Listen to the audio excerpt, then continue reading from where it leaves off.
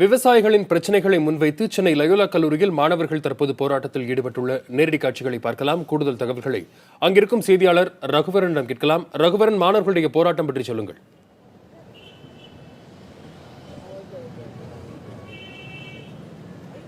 அதாவது பொங்கல் பண்டிகை கொண்டாடக்கூடிய இந்த நிலையிலேயே உழவர்களுக்கான அந்த திருநாளானது உழவர்கள் கொண்டாட முடியாத நிலையில் இருக்கிறார்கள். மேலும் உழவர்கள் அவங்க வறட்சியின் காரணமாக பாதிக்கப்பட்டிருக்கிறார்கள். அவர்களுடைய நிலையை கருத்தில் கொள்ள வேண்டும். மேலும் இறந்து போன 110க்கும் மேற்பட்ட விவசாயிகளுக்கு உரிய முறையிலே நிவாரணம் வழங்க வேண்டும் என்ற கோரிக்கையை வலியுறுத்தி சென்னை லயோலா கல்லூரி மாணவர்கள் அந்த கல்லூரி வளாகத்தின் சாலையிலேயே மனித சங்கிலி போராட்டத்தில் அமைதியான முறையிலே மனித சங்கிலி போராட்டத்தில் ஈடுபட்டு கொண்டிருக்கும் காட்சியை தான் நாம் பார்த்து கொண்டிருக்கிறோம்.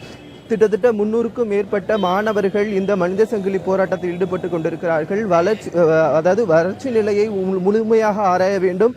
மத்திய மாநில அரசுகள் விவசாயிகளுக்கு பாதிக்கப்பட்ட விவசாயிகளுக்கு உரிய முறையில் நிவாரணம் வழங்க வேண்டும் என்ற கோரிக்கையை வலியுறுத்தி இவர்கள் இந்த இடத்திலே இந்த மௌனமான முறையிலே இந்த போராட்டத்தில் ஈடுபட்டு கொண்டிருக்கிறதை நம்மால் பார்க்க முடிகிறது. கிட்டத்தட்ட வறட்சியால் பாதிக்கப்பட்ட விவசாயிகளுக்கு உரிய முறையிலே நிவாரணம் வழங்க வேண்டும் போன்ற கோரிக்கைகளை இவர்கள் பதாகைகளாக கையில் தூங்கியிருக்கும் காட்சியை நம்மால் பார்க்க முடிகிறது.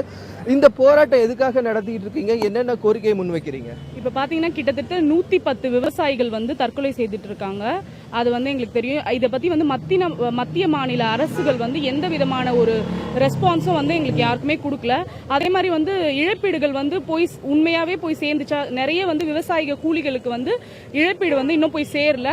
அது சேர்ந்ததா இல்லையான்றதும் எங்களுக்கு தெரியல. அதனால லயோலா கல்லூரி மாணவர்களாகிய நாங்கள் சமூக பணித்துறை கிட்டத்தட்ட ஒரு 300 ஸ்டூடெண்ட்ஸ் நாங்க விவசாயிகளுக்கு குரல் கொடுப்பதற்காக இங்க நின்றுட்டு இருக்கோம். அதே மாதிரி காவேரி எதனால இறந்தாங்க, காவேரி பிரச்சனைகள், காவேரியிலிருந்து தண்ணி, நாங்க இங்க ஜல்லிக்கட்டுக்கு குரல் கொடுக்கல.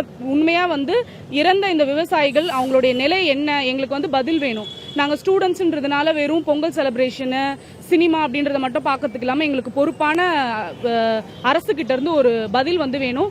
குறிப்பா நம்முடைய பிரதமர் எந்த விதமான ஒரு பதில் இந்த இறந்த விவசாயிகள் பத்தி எங்களுக்கு இன்னும் கிடைக்கல.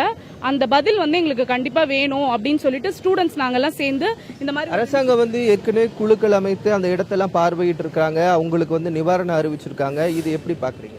ஆனா இன்னமும் தற்கொலைகள் நடந்து கொண்டுதான் இருக்குது. அவங்களுக்கு இழப்பீடுகள் எந்த மாதிரியான இழப்பீடுகள்? விவசாயம் செய்யறவங்களுக்கு மட்டும் இழப்பீடு கொடுக்காம அந்த விவசாய கூலிகள் இருக்காங்கல்ல, அவங்களுக்கும் இழப்பீடு ரொம்ப ரொம்ப முக்கியமானது. அதையும் அரசாங்கம் பார்க்கணும். இன்னமும் ஏன் அப்பவும் தற்கொலைகள் நடந்து கொண்டு இருக்கிறது? அதற்கான பதில் நம்மளுக்கு அரசாங்கம் கொடுத்தாகணும்.